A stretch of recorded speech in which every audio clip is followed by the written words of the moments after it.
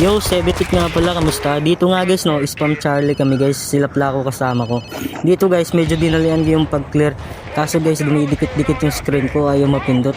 Tapos dito guys, tatalo na sana ako para mabutan ko kotse ko kasi palaging kinukuha ni Plako. Kaso hindi ko nabutan guys, dumikit screen ko, buiset. Tapos yun guys, iniwanan nyo na naman ako guys. Nakapang-apat na yun siya guys. Kaya dito guys, nagpalit na ako ng kotse ko guys.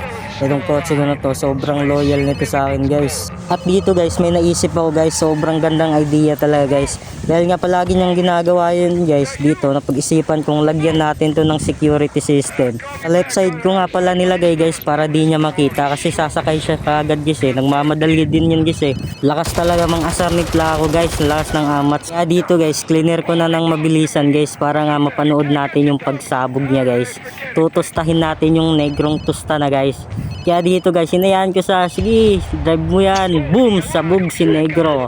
Kaya ayun guys, kaabi talaga tawa ko dito guys, sakit ng tiyan ko guys. Kala mo double fry ka sa akin.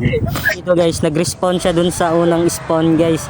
Kaya di ko alam pero di na yan siya gagalaw guys. Kasi pumutok na yung utak niya guys. Ayun yan, lakas mang trip. Kaya ayun, double fried ka sa akin. Kala mo buti na lang guys, andito rin si Anggi guys, pinasakay niya ako guys. Dito guys, kukontinue na namin yung mission. Tapos sabi niya dito, tangin na mo, Sebetik. Tapos sabi ko, tangin mo rin, Plako, ikaw nang una. Kala mo ulul.